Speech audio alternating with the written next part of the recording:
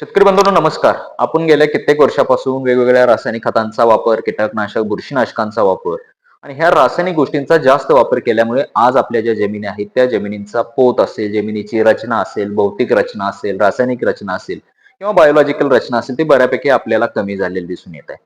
आणि एकूणच आपण जे पीक घेत असतो, त्या पिकामध्ये उत्पादन देखील आपल्याला कमी झालेलं दिसून येत आहे. आणि मुळातच ह्या जमिनीचा आपल्याला पोत चांगल्या पद्धतीने वाढवायचा असेल, जमिनीमध्ये सेंद्रिय कर्बाचं प्रमाण आपल्याला चांगलं वाढवायचं असेल, जमिनीमध्ये सूक्ष्मजीवांची संख्या, सूक्ष्मजीवांची हालचाली आपल्याला चांगली वाढवायची असेल, एकूणच जमिनीचा पीएच असेल, ईसी असेल किंवा जमिनीचे सर्व गुणधर्म जे की भौतिक, रासायनिक आणि जैविक गुणधर्म आपल्याला चांगल्या पद्धतीने मेंटेन करायचे आहेत. तर एकूणच सर्व गोष्टींची चर्चा जे की आपल्याला जमिनीमध्ये सेंद्रिय पदार्थांचं किंवा सेंद्रिय घटकांचं प्रमाण कसं वाढवायचं, कोणकोणत्या गोष्टी आहेत, त्याचे फायदे आपल्याला कोणकोणते दिसून येतात, ह्या सर्व गोष्टीवरती चर्चा आपण या व्हिडिओच्या माध्यमातून बघणार आहे. व्हिडिओ अगदी शेवटपर्यंत बघा. आता मुळातच सेंद्रिय पदार्थ आपण जमिनीमध्ये का वाढवत असतो, तर सेंद्रिय पदार्थ वाढवल्यानंतर एकूणच जमिनीमधलं सेंद्रिय घटकांचं प्रमाण वाढल्यानंतर आपल्या जमिनीमध्ये पुढे भविष्यामध्ये सेंद्रिय कर्बाचं प्रमाण वाढणार आहे. जे आता सध्या चालूला जे आपल्या जमिनीमध्ये असणारं सेंद्रिय कर्बाचं जे प्रमाण कमी झालंय आणि एकूणच त्याचा उत्पादनावरती परिणाम देखील होत असतो. मग आता ह्या सेंद्रिय पदार्थांचं प्रमाण जे आपल्या जमिनीमध्ये आहे ते कसं वाढवायचं, मुळातच आपण जे पिकं घेत असतो त्या पिकांचं कुजलेल्या वनस्पतींचा अवशेष असेल, पालापाचोळा असेल, शेणखत असेल, हिरवं खत असेल किंवा त्याला आपण हिरवळीचं खत म्हणत असतो, कंपोस्ट खत असेल, हे सगळे जे मटेरियल आहेत ते जमिनीमध्ये कुजवणे, त्याच्यामुळं आपल्या जमिनीची मातीची सुपीकता असेल, मातीची रचना असेल, मातीची पाणी धारण क्षमता असेल, हे सगळे फायदे आपल्याला त्या ठिकाणी दिसून येणार आहे. एकूणच हे सेंद्रिय पदार्थ आपण जमिनीमध्ये कुजवल्यानंतर. आता जेव्हा सेंद्रिय पदार्थ आपण जमिनीमध्ये वाढवत असतो किंवा त्याची कुजवण्याची प्रक्रिया आपण जमिनीमध्ये वाढवत असतो, तेव्हा फायदे कोणकोणते आपल्याला जमिनीसाठी किंवा आपल्या पिकासाठी दिसून येतात. तर त्याच्यामधला सगळ्यात महत्वाचा पहिला फायदा जे की मातीची रचना सुधारते. माती जी आहे ती आपली सुपीक बनायलाही मदत होते आणि मातीची रचना म्हणजे पोरॉसिटी चांगल्या पद्धतीने डेव्हलप होते. हा फायदा आपल्याला त्या ठिकाणी दिसून येतो. मातीची रचना सुधारल्यामुळे एकूणच आपल्याला पाणी धारण क्षमता जी आहे ते आपल्याला त्या ठिकाणी जमिनीमध्ये वाढलेले दिसून येते.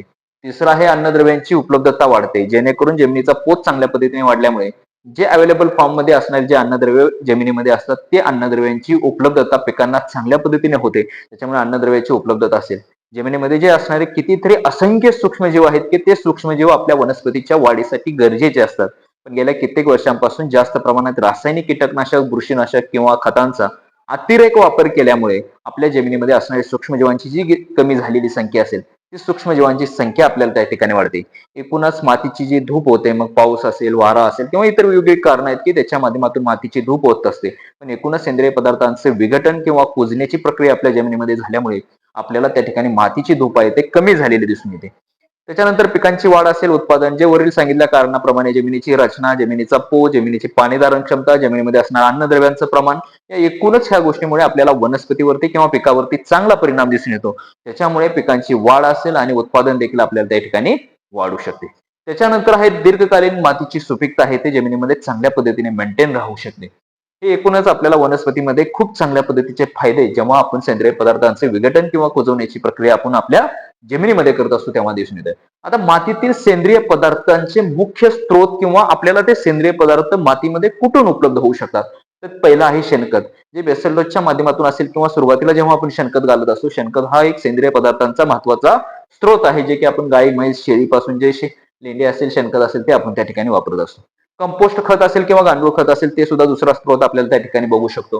हिरवळीचे खत शक्यतो ऑफ सीझन मध्ये किंवा आपले बागायत क्षेत्र असेल, डाळिंबाची बाग असेल, आंब्याची असेल, सीताफळाची असेल, तर त्याच्या ऑफ सीझन मध्ये मधल्या ह्याच्यामध्ये जर साधारण ताग, ह्यांच्यासारखी हिरवळीची खते किंवा कडधान्यासारखी हिरवळीची खते जर आपण मधल्या ह्याच्यामध्ये लावले आणि साधारण फुलोरा अवस्थापर्यंत ती खतं आपण झाडाच्या बेडवरती चांगल्या पद्धतीने काय करून घेतले, टाकून घेतले, कुजवून घेतले, त्याच्यावरती माती टाकून घेतली आणि त्याच्यामुळे सुद्धा जमिनीची जी आपल्याला रचना, त्याचबरोबर पोषकांना द्रव्ये, त्याचबरोबर जमिनीचं पाणी धारण क्षमता असेल आणि एकूणच जमिनीमध्ये असणारे सेंद्रिय पदार्थ आणि त्याचबरोबर सेंद्रिय कर्बाचं प्रमाण त्या ठिकाणी वाढणार आहे. त्याच्यामुळे हिरवळीच्या खतांचा सुद्धा तुम्ही वापर करू शकता.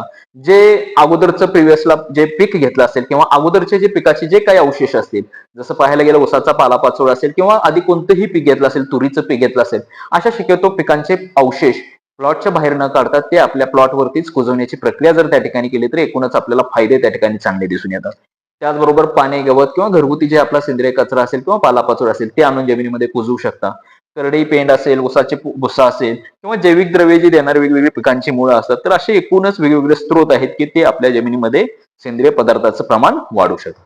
आता सेंद्रिय पदार्थ जर आपल्या जमिनीमध्ये वाढवायचे असेल, तर अशी कोणती पद्धत आहे किंवा अशी प्रोसिजर आहे की ती गोष्ट तुम्ही ते करू शकता? सगळ्यात महत्वाचं पहिलं शेणखताचा वापर करू शकता. सध्या चालूला बरेचसे शेतकरी बांधव हल्ली शेणखताचं प्रमाण कमी होत चाललंय. पण त्याच ठिकाणी जर शेणखताचं प्रमाण वाढवलं तर एकूणच चांगलं कुजलेलं शेणखत असेल तर ती जमिनीची आपली मातीची सुपीकता आहे ती चांगल्या पद्धतीने वाढणार आहे. कंपोस्ट किंवा गांडूळ खत जे आपल्याला गांडूळ खत किंवा मार्केटमध्ये कंपोस्ट खत भेटतं त्याचा सुद्धा वापर केल्यामुळे आपल्याला शक्यतो जमिनीमध्ये मिसळल्यानंतर एकूणच फायदे त्या ठिकाणी आपल्याला दिसून येतात. त्याचबरोबर हिरवळीचं खत असेल मगाशी सांगितल्याप्रमाणे ताग असेल, दहीच्या असेल किंवा वेगवेगळे कडधान्य वर्गीय पिकं असतात त्या पिकांचा वापर हिरवळीची पिके म्हणून वेगवेगळ्या पिकामध्ये शक्यतो आंतरपीक म्हणून केले जातात. जी फळझाड असतात डाळिंब, आंबा, सीताफळ या पिकामध्ये सुरुवातीच्या स्टेजला बहाराच्या काळामध्ये आपण मध्ये पेरत असतो आणि साधारण फ्लॉवरिंग स्टेज पर्यंत किंवा फुलोरा अवस्थेपर्यंत ती पिकं परत जमिनीमध्ये आपण काय करत असतो झाडांच्या मुळाच्या सानिध्यामध्ये गाडून घेत असतो. त्याच्यामुळे जमिनीची पोत असेल, जमिनीचं गुणधर्म असतील, रचना असेल हे सगळे फायदे आपल्याला त्या ठिकाणी दिसून येत असतात. त्याच्यानंतर पिकांचे अवशेष परत मातीमध्ये एखादं सुरुवातीच्या प्रिव्हियस सीझन मध्ये किंवा अगोदरच्या सीझन मध्ये जर एखादं पीक घेतलं असेल त्या पिकांचे अवशेष जमिनीच्या बाहेर न काढता ते अवशेष शक्यतो जमिनीमध्येच चांगल्या पद्धतीने जर कुजवले तर जे पुढचं पीक आपण त्या ठिकाणी घेणार आहे त्या पिकाला फायदा त्या ठिकाणी होणार आहे.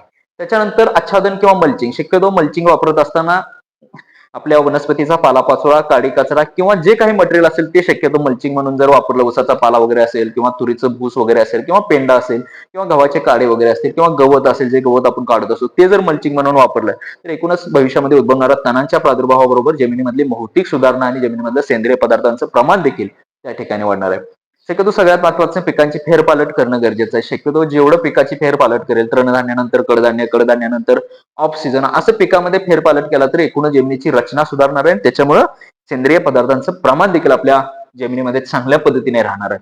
आंतरपिकं असतील, बहुपिकं असेल किंवा मल्टी क्रॉपिंग सिस्टीम असेल किंवा इंटरक्रॉपिंग सिस्टीम असेल ह्या गोष्टींचा वापर प्रत्येक शेतकरी बांधवांनी करणार आहे. त्याच्यामुळे सुद्धा आपल्याला सेंद्रिय पदार्थांचं प्रमाण वाढणार आहे. जैविक द्रव्य वाढवण्यावर उपाय देणार आहे. आता मुळातच जैव खते असतील, सूक्ष्मजीव संवर्धन असेल किंवा सेंद्रिय द्रव्य देणारे वेगवेगळे मातीची जी जैविक क्रिया जमिनीमध्ये घडत असते मग जैविक खतं जे मार्केटमध्ये आपल्याला भेटत असतात पीएसबी असेल, ट्रायको असेल, सुडो असेल, केएमबी असेल, बॅसिलस असेल अशा जैविक खतांचा वापर करून सुद्धा जमिनीमध्ये सेंद्रिय पदार्थांचा वापर असेल किंवा जैविक सूक्ष्मजीवांची हालचाल असेल, संख्या असेल ते फायदे आपल्याला त्या ठिकाणी दिसून येणार. आता शक्यतो सेंद्रिय पदार्थांची प्रमाण जमिनीमध्ये वाढवत असताना कोणती काळजी घेणं गरजेचं आहे किंवा कोणते घेण्याचे तर त्याच्यामध्ये शेणखत, कंपोस्ट खत आहे ते शक्यतो पूर्ण कुजलेलं असावं. जर अर्धवट कुजलेलं असेल तर आपल्याला जे पीक आपण त्या ठिकाणी घेणार आहे त्याच्यावरती मरकूज किंवा मूळकूज सारखी समस्या होऊ शकते.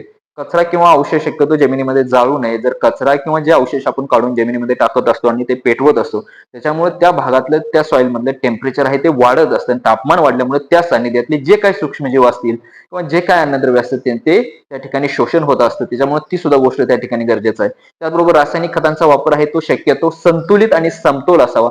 जास्त प्रमाणात रासायनिक खतांचा वापर करू नये का तर आपल्या जमिनी नापीक होण्याची शाश्वती जास्त असू शकते.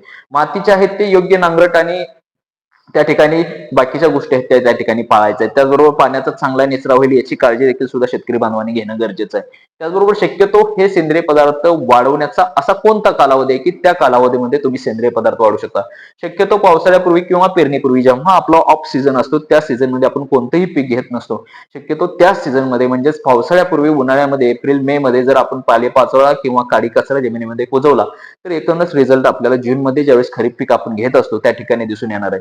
हिरवळीचे खते आहेत ते साधारण 45 ते 50 दिवसात म्हणजे साधारण 1.5 ते 2 महिन्यामध्ये ते आपल्याला जमिनीमध्ये गाडून घ्यायचे आहेत. त्याच्यानंतर पीक घेतल्यानंतरचे जे अवशेष आहेत ते लगेच शक्यतो मातीमध्ये काय आहे ते मिसळावेत. त्याच्यामुळे कुजण्याची प्रक्रिया ती त्या ठिकाणी फास्ट होणार आहे. नियमितपणे वर्षातून किमान एकदा तरी सेंद्रिय द्रव्य असतील, जैविक खतं असतील ते मातीत टाकणं गरजेचं आहे. त्याच्यामुळे आपल्या जमिनीचं सेंद्रिय पदार्थ वाढणार आहेत आणि सेंद्रिय पदार्थ वाढल्यामुळे एकूणच सेंद्रिय कर्बाचं प्रमाण वाढणार आहे. सेंद्रिय कर्बाचं प्रमाण वाढल्यामुळे सूक्ष्मजीवांची हालचाल संख्या वाढणार आहे आणि पुढे भविष्यामध्ये आपल्या पिकाचं उत्पादन चांगलं येणार आहे. तर सर्व शेतकरी बांधवांना हा व्हिडिओ कसा वाटला कमेंटच्या माध्यमातून जरूर सांगा. ज्याही शेतकरी बांधवांनी अजूनही आपल्या युट्यूब, इन्स्टा, फेसबुकला लाईक, शेअर आणि सबस्क्राईब केले नसेल तर त्या शेतकरी बांधवांनी जरूर करावे. धन्यवाद.